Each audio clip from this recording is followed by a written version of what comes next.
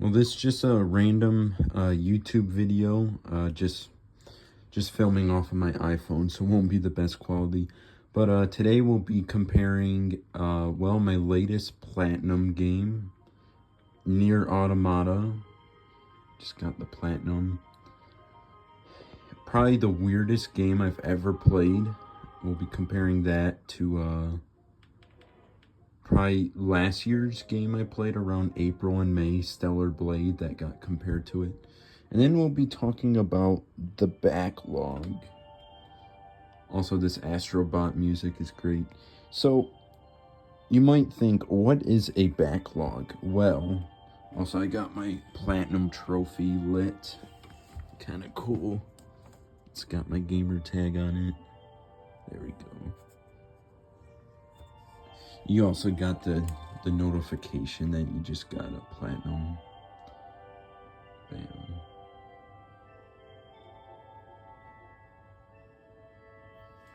So, let's see. So yeah, what is a backlog? Well, these are all the games I have not played. You might be saying like, well, that is a lot of games. And I would say it definitely is. And I also am thinking about playing this game next. I'm not really into horror games, but this might be like the perfect like middle ground between a horror game, like space, and a shooter. But anyways, so yeah, these are all the games I have not played.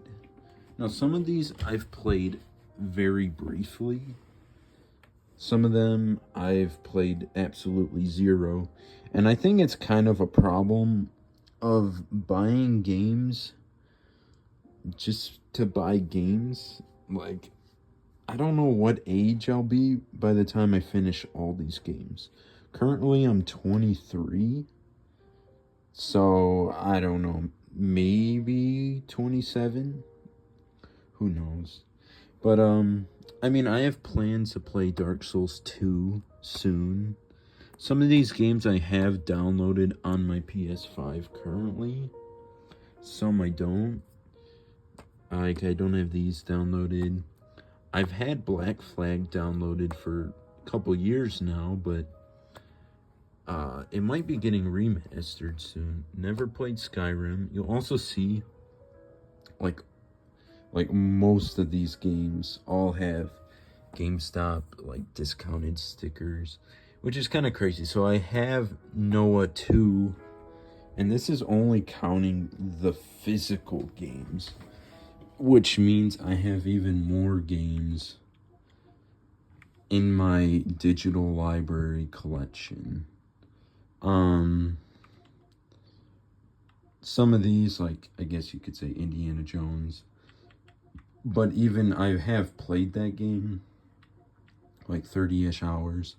But even the games I haven't played on my digital library, there's quite a few. You have, I bought the other Near Replicant game and have not played it like at all. Want to try out the new RoboCop game. You'll see like these lock symbols basically means games I've played and then got rid of or like undownloaded. So there's a lot of games I've played that are just digital editions or that I played before and just they might still be in my collection, but I might not be able to play them, whatnot. So quite a lot of games that way. But yeah, I can't believe how many games is here. Some of these I'm more excited to play than others, but it kind of depends on my mood, and it kind of depends just like putting the game in and starting. That's kind of how lately I've gotten into more games. It can be difficult though when you only have a half an hour to play. You might just queue up a game of Fortnite. I've been starting to play through Demon Souls. I like it. It's interesting to see. It's it's the oldest Souls game, but it got remastered, so it feels very new. So, and then I'm also really close to being done with Final Fantasy VII. And I just finished Dark Souls recently, also 83 hours. That was a lot of time. I played some of it just for fun, just to play the game. But okay, so we're gonna queue up Near Automata. Now this is a very interesting game. There's so much that goes into this game. I would say I love this game and I hate it at the same time, which makes it a weird game. So there's like 5 endings in the base game till you've like officially have played the full game. And it's kind of interesting because you start with this robot called 2B, then you play through the game with 9S, and then you play through it with A2. And so I mean, the music is great in this game. I would say it's like detailed, but also very plain at the same time. I've also never seen a game quite use like gray and white as much as this game does. I mean, so once you've played through like it all, you get chapter select, which is kind of cool. I won't go into like any spoiler stuff. I would say the bosses in this game, they're kind of weird. Mainly because they were just felt like bullet and sword sponges.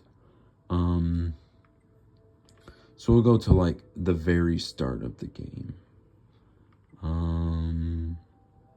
Sure, we'll go here. And I will say this is a PS4 game. I play so many PS4 games. Even though I have a PS5, it basically plays mostly PS4 games. Like if you look at this collection, you'll see it's probably like 75% PS4. Same with that stack of physical games. PS4 just had a lot of games. So, things I like about this game. Well, this is going to be difficult to do both at the same time. I would say the combat and that floating while you jump, that is super satisfying. Just like that slow floating sword. Oh, that is awesome. And then you got heavy attacks. There's a decent variety of weapons. And so, this is 9S. And this is a very, I'd say, anime-inspired game. It also has a straight anime TV show, so you could say it's direct anime, but, it plays different than 9S. 9S, you more or less, you like hack into the machines. That's kind of what you fight mostly in this game. Yeah, this is not going well. Pod 042 to operator. Coordinates confirmed for location specified by resistance leader. Understood, 042. Placing marker on target. The desert heat is going to make resupply efforts difficult. Well, I will say, also jumping in this game, super catchy. And then, you have this drone. So Stellar Blade and Near Automata, they definitely share a lot of things similar. But the drone, it does act different. The movement speed is so fast in this game. You're just hitting R2, and the sprint speed is insane. But, what else?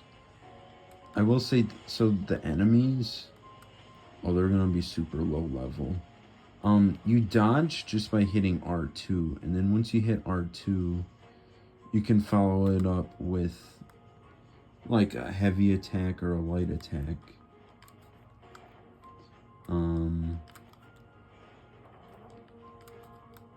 Yeah, this is playing one-handed, no pun intended, is very difficult. So, give me a second. So the drone, I will say this is kind of cool. When you jump off, the drone, like, makes you float. It's pretty cool, especially when you go off like a giant cliff. I will say also in the game, you don't travel like a lot of places. Like, you'll find you're going through the same spots, but they kind of just keep changing. And so that's kind of cool and kind of not at the same time. Because you kind of get bored of seeing the same stuff over and over. So, yeah.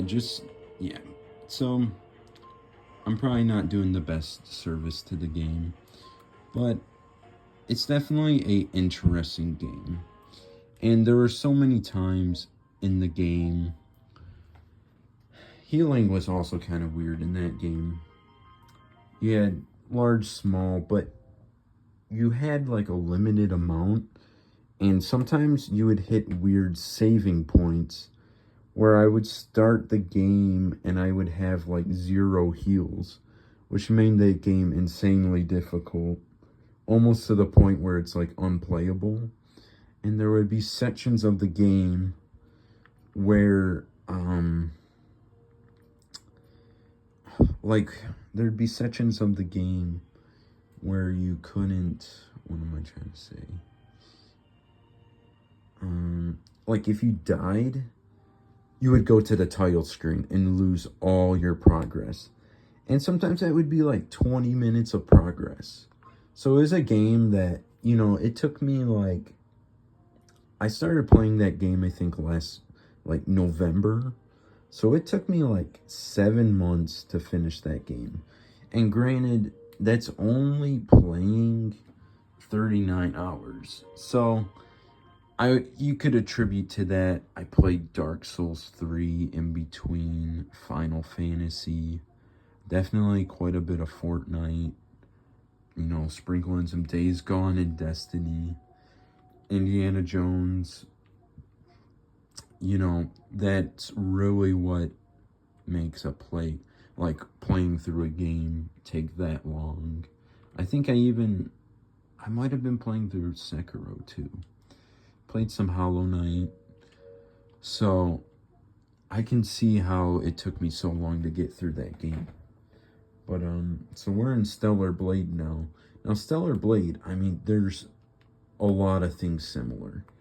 I haven't played in a minute. So I would say the sword combat, so you have this block, but then you also have combos with square. Oh, I'm about to get attacked. You had combos. In Near Automata, your combos were just square and triangle. But there wasn't as much variety as there is in Stellar Blade, where, you know, that was different than this. And so, I mean, the combos are a lot different. Also, the drone, when you pull up the drone, you have all these options for different ways to shoot slugs, shotguns, blaster.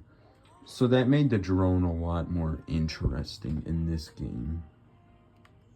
I mean, also visually, this game's a PS5 game that released in 2024 compared to a PS4 game in 2017. It just looks a lot better. I couldn't put a percentage. And also, I would say, so I thought Near Automata would be more like Stellar Blade. There were like, I never unlocked in that 39 hours of playing a single different skin in Near Automata. Compared to Stellar Blade, I think there's 80 plus suits I have in the game. And I mean, that's an insane amount. You know, some of them I did pay for. Not too many, to be honest. Well, so these are the Near. So you can look like 2B in Stellar Blade. They had a crossover. So this makes sense. It also changes the music to like Near Automata music, which is, well, that was bad. Which is pretty cool. I mean, the Neir automata music is amazing. Stellar Blade music is also amazing. So I can see how there were so many comparisons made between the two games. Now, it's hard to say which one's better. I'd say if you like one, you'd probably like the other. But I think that's gonna wrap it up for today. Yeah, I mean, I already made a review of Stellar Blade, so definitely very similar games, but I feel like very different at the same time. Once you've truly played each game, I think Stellar Blade plays better. It's a more linear story that you can understand. Some of the stuff in Near Automata just does not make sense. I'd also say this game's a lot more weird than Stellar Blade by a long shot. But, I mean, I'm kind of looking forward to playing other games now, you know. So, I hope you guys all have a good day, and, I don't know.